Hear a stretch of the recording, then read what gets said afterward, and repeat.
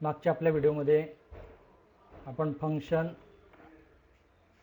Domain, codomain आणि range काय असतं हे समजून घेण्याचा प्रयत्न केला आहे. आता आपण या व्हिडिओमध्ये पाहणार आहोत वन फंक्शन आणि ऑन टू फंक्शन. त्यामध्ये आपण 3 प्रकारचे फंक्शन घेतले आहेत. त्यामध्ये पहिलं फंक्शन आपण घेतलं आहे की जे वन आहे पण ऑन टू नाही. Function is one but not onto. तर या पद्धतीने फंक्शन डिफाईन केलेलं आहे डायग्रामॅटिकली. जर पाहिलं तर पहिला सेट म्हणजे आपला डोमेन आहे x 1 2 3 4. कोडोमेन आहे y 1 4 9 16 आणि 25. आणि आपण फंक्शनचा फॉर्म्युला घेतला आहे y = f of x म्हणजेच y = x². मग या ठिकाणी जर आपण पाहिलं तर x या सेटमधल्या प्रत्येक x साठी जर त्याचा स्क्वेअर घेतला तर तो y या सेटमध्ये आपल्याला पाहिजे असतो. त्याच वेळेस आपण म्हणता येईल की हे जे फंक्शन आहे, function from domain x to codomain y, याला आपण फंक्शन म्हणता येईल. मग या ठिकाणी आपण जर पाहिलं तर 1 स्क्वेअर जर केला तर तो 1 आहे, 2 स्क्वेअर 4, 3 स्क्वेअर 9, 4 स्क्वेअर इज 16. आता या ठिकाणी प्रत्येक एका व्हॅल्यूपासून आपण डोमेनमधल्या प्रत्येक फक्त एका व्हॅल्यूपर्यंत ॲरो दाखवला आहे. म्हणजे एकाची किंमत इथे दुसऱ्या सेटमध्ये एकच आलेली आहे, बरोबर. म्हणजे एका एक्सच्या व्हॅल्यूसाठी डोमेनमध्ये एकच वायची व्हॅल्यू आहे, म्हणून आपण या फंक्शनला वन म्हणू. म्हणजे 1 स्क्वेअर इज 1, 2चा स्क्वेअर जर पाहिला तर तो 4 आहे, 3चा स्क्वेअर 9 आहे आणि 4चा स्क्वेअर 16 आहे. म्हणजे प्रत्येक एका व्हॅल्यूसाठी इथे एक व्हॅल्यू आहे, म्हणून फंक्शन आहे 1. त्यानंतर आपण जर पाहिलं तर इथला आपला कोडोमेन जो आहे पूर्ण वाय सेट आहे 1 4 9 16 आणि 25. पण ज्या पद्धतीने आपण रेंज डिफाईन केलेली आहे तर रेंज आहे आपली 1 4 9 आणि 16. कारण या ज्या किमती आहेत 1 4 9 आणि 16 या x या सेटमधल्या प्रत्येक किमतीशी रिलेटेड किमती आहेत, म्हणून असा जो सबसेट असतो याला म्हणतो आपण रेंज ऑफ द फंक्शन. म्हणजेच कोडोमेन आहे पूर्ण आपला सेट 1 4 9 16 आणि 25, म्हणजे हा वाय सेट आहे. पण रेंज जर पाहिलं तर 1 4 9 आणि 16 म्हणजे हा कोडोमेनचा काय आहे, सबसेट आहे. म्हणून here for any value of x in domain, any one value of x in domain, there is only one value of y in codomain, hence the function is 1. एकासाठी एक किंमत आहे म्हणून फंक्शन 1 असं म्हटलेलं आहे. त्यानंतर but codomain is not equal to range. Codomain आणि रेंज सारखे नाही आहेत, hence the function is not onto function. म्हणजे या ठिकाणी तुमचं लक्षात आलं असेल की एका व्हॅल्यूसाठी जर एक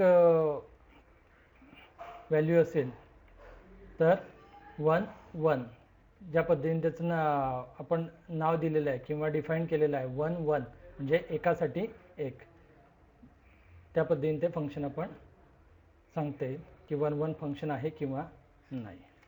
आता पुढचं आपण फंक्शन पाहू की जे फंक्शन आपण घेतलं आहे ऑन टू बट नॉट 1. मग सेम फॉर्म्युला आपण डिफाईन केलेला आहे y = f of x = x². x सेटमध्ये आपण वेगळ्या किमती घेतल्या आहे -2 -1 1 2 3 आणि 4. आणि y सेटमध्ये घेतले आपण 1 4 9 आणि 16. जर आपण इथे पाहिलं तर -2चा स्क्वेअर 4 आहे, -1चा स्क्वेअर 1 आहे, 1चा स्क्वेअर परत 1 आहे, 2चा स्क्वेअर सुद्धा 4 आहे, 3चा स्क्वेअर 9 आणि 4चा स्क्वेअर आहे 16. मग इथे जर आपण पाहिलं तर अनेकांसाठी एक म्हणजे दोन व्हॅल्यूसाठी -2 आणि 2 या दोघं व्हॅल्यूसाठी इकडे y या सेटमध्ये एकच व्हॅल्यू आहे. म्हणजे हे फंक्शन आपल्याला 1 फंक्शन म्हणता येणार नाही. अशा फंक्शनला आपण म्हणतो मेनी वन फंक्शन, म्हणजे अनेकांसाठी एक. तर त्याच पद्धतीने -1चा स्क्वेअर सुद्धा 1 आहे आणि 1चा स्क्वेअर सुद्धा 1 आहे, म्हणून हे फंक्शन आहे मेनी वन फंक्शन. पण या फंक्शनला आपण नॉट 1 1 फंक्शन म्हणावं लागेल, कारण ते 1 1 फंक्शन नाही आहे. एकासाठी इथल्या x मधल्या म्हणजे डोमेनमधल्या एका किमतीसाठी जर y मध्ये एकच किंमत असेल तर त्यावेळेस आपण त्याला 1 1 फंक्शन म्हणू. पण मग या ठिकाणी जर पाहिलं आपण तर -2 आणि 2 या दोघं किमतीसाठी आपल्याला एकच व्हॅल्यू दिसते, म्हणून हे 1 1 फंक्शन नाही आहे. त्यानंतर जर आपण पाहिलं तर इथल्या y मधल्या प्रत्येक व्हॅल्यूसाठी 1 4 9 आणि 16 ही जी y या सेटमधली म्हणजे कोडोमेन मधली प्रत्येक व्हॅल्यू ही x मधल्या प्रत्येक व्हॅल्यूशी रिलेटेड आहे, म्हणून याचा रेंज सुद्धा काय राहील, पूर्ण y सेट राहील.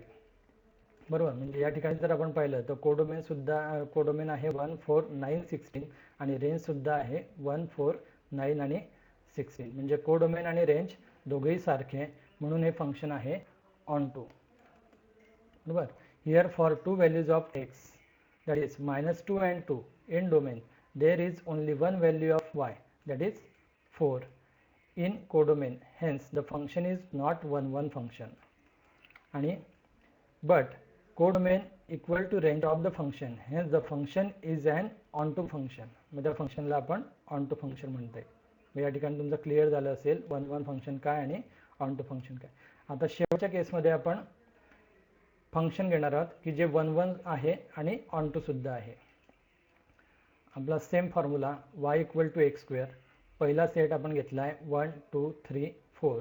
दुसरा सेट म्हणजे कोडोमेन आहे 1 4 9 आणि 16. या ठिकाणी जर पाहिलं तर प्रत्येक एक किंमत म्हणजे डोमेन मधली प्रत्येक एक किंमत ही कोडोमेन मधल्या एका किमतीशी रिलेटेड आहे. 1 1, 2 चा स्क्वेअर 4, 3 चा स्क्वेअर 9 आणि 4 चा स्क्वेअर 16. म्हणजे इथे जेवढ्या व्हॅल्यू आहेत, एकूण किती व्हॅल्यू इथे 4 व्हॅल्यू आहेत आणि कोडोमेनमध्ये सुद्धा काय आहे 4 व्हॅल्यू आहे आणि प्रत्येक एक व्हॅल्यू ही कोडोमेनमधल्या प्रत्येक एका व्हॅल्यूशी रिलेटेड आहे, म्हणून हे फंक्शन 1 1 आहेच आणि त्यासोबत ऑनटू सुद्धा आहे, कारण इथे कोडोमेन 1 4 9 16 आहे आणि रेंज सुद्धा आहे 1 4 9 आणि 16. Here for any one value of x in domain there is only one value of y in codomain.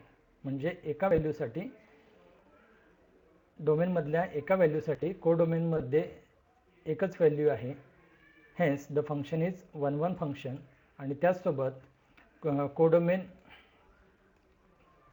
Equal to range of the function, hence the function is an onto function. ठीक आहे. Summary म्हणून 4 प्रकारचे वेगवेगळे function दाखवले आहेत. पहिल्या केसमध्ये आपण घेतला आहे नॉट 1 1 नॉट ऑन टू. म्हणजे हे जे पहिलं फंक्शन आहे, पहिल्यांदा आपण जे डिफाईन केलेलं आहे हे फंक्शन 1 1 पण नाही आहे आणि ऑन टू पण नाही आहे. दुसऱ्या केसमध्ये आपण ऑन टू फंक्शन घेतलं आहे पण 1 1 नाही आहे, कारण येथे कोडोमेन आणि रेंज सारखे आहेत म्हणून ऑन टू आहे. पण अनेक व्हॅल्यूसाठी म्हणजे -2 आणि 2 साठी इथे 4 ही व्हॅल्यू आहे कोडोमेनमध्ये, म्हणून ते मिनिमम फंक्शन येईल बट नॉट 1 1 फंक्शन राहील. तिसऱ्या केसमध्ये आपण घेतला आहे 1 1 but not onto function. बरोबर. हे प्रत्येक एकासाठी इथे एकच व्हॅल्यू आहे म्हणून ते 1 1 फंक्शन आहे, पण इथे कोडोमेनमध्ये 25 ही एक्स्ट्रा व्हॅल्यू आहे की जी रेंजमध्ये नसणार आहे, म्हणून ते फंक्शन ऑन टू नसेल. आणि शेवटच्या केसमध्ये 1 1 आणि ऑन टू दोघं घेतलेले आहे, कारण प्रत्येक एकासाठी एक व्हॅल्यू आहे आणि जर कोडोमेन आणि रेंज इथे सारखे आहेत. बरोबर. कारण एकही एक्स्ट्रा व्हॅल्यू नाही आहे. प्रत्येक y मधले प्रत्येक व्हॅल्यू हे x मधल्या प्रत्येक व्हॅल्यूशी रिलेटेड आहे, म्हणून कोडोमेन आणि रेंज सारखं असल्यामुळे हे फंक्शन ऑन टू होईल. आणि जर असं 1 1 आणि ऑन टू फंक्शन असेल तर त्याच वेळेस आपल्याला इनव्हर्स फंक्शन डिफाईन करता येईल, म्हणजे उलट फंक्शन. हे फंक्शन पहिलं आपण घेतलं x पासून y पर्यंत, म्हणजे x च्या किमती इथून घेतल्यानंतर जो फॉर्म्युल्यामध्ये टाकल्यानंतर जी किंमत येणार आहे y ची किंमत ती आपल्याला या दुसऱ्या सेटमध्ये राहील. बरोबर. हे फंक्शन आहे. पण याचं उलट फंक्शन आपल्याला घ्यायचं असेल त्याला आपण म्हणतो इनव्हर्स फंक्शन. तर ते इनव्हर्स फंक्शन यावेळेस आपल्याला डिफाईन करता येईल. म्हणजे y मधल्या प्रत्येक व्हॅल्यूसाठी y मधल्या एका व्हॅल्यूसाठी इथे x मध्ये रिलेटेड व्हॅल्यू पाहिजे आपल्याला. मग ते फंक्शन आपण या पद्धतीने डिफाईन करू, x = y. बरोबर. म्हणजे इथून 16 घेतल्यानंतर 16चा स्क्वेअर रूट काय राहील 4, म्हणजे उलट बाण आपल्याला दाखवता येईल किंवा ॲरो आपल्याला दाखवता येईल. 9चा स्क्वेअर रूट 3, 4चा स्क्वेअर रूट 2 आणि 1चा स्क्वेअर रूट 1. बरोबर. या पद्धतीने जर 1 1 आणि 1 2 फंक्शन असेल त्याच वेळेस आपल्याला इन्व्हर्स फंक्शन डिफाईन करता येतं. म्हणजे y = x² हे जर आपल्याला दिलेलं फंक्शन असेल तर त्याचं इन्व्हर्स फंक्शन काय राहील x = square root of y. ठीक आहे. या व्हिडिओवरून तुम्हाला नक्कीच लक्षात आलेलं असेल की 1 1 आणि 1 2 फंक्शन काय असतं.